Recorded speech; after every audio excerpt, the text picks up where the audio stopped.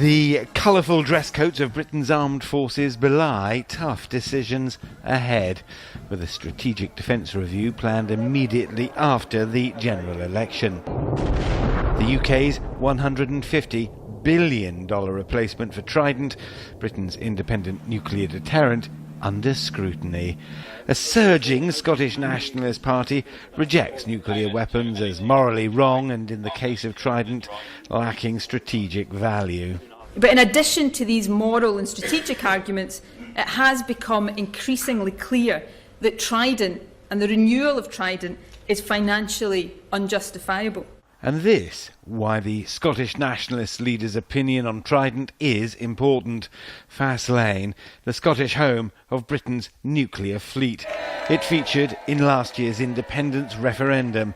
The unexpected outcome, an extraordinary switch of political loyalties north of the border that's left Labour leader Ed Miliband in all likelihood short of a parliamentary majority and vulnerable to attack. If Miliband wants the keys to number 10, he must abandon any plans to renew our Vanguard ballistic missile submarines. Coalitions or not, opinion polls persistently point to few viable options for a parliamentary majority.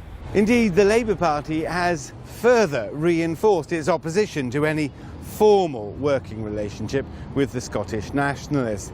That, though, it seems, has just complicated yet more the thorny debate surrounding Britain's nuclear weapons.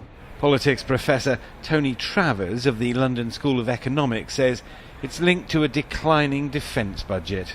This is all tangled up with things like, Britain's role in the United Nations, on the Security Council, its wider international role, and it's kind of people's expectations of the government. After years of wrangling, it is now possible that Britain may leave the International Club of Nations with nuclear weapons. Not for ethical reasons, though, but because whoever comes to dominate this place after the election simply won't have the cash.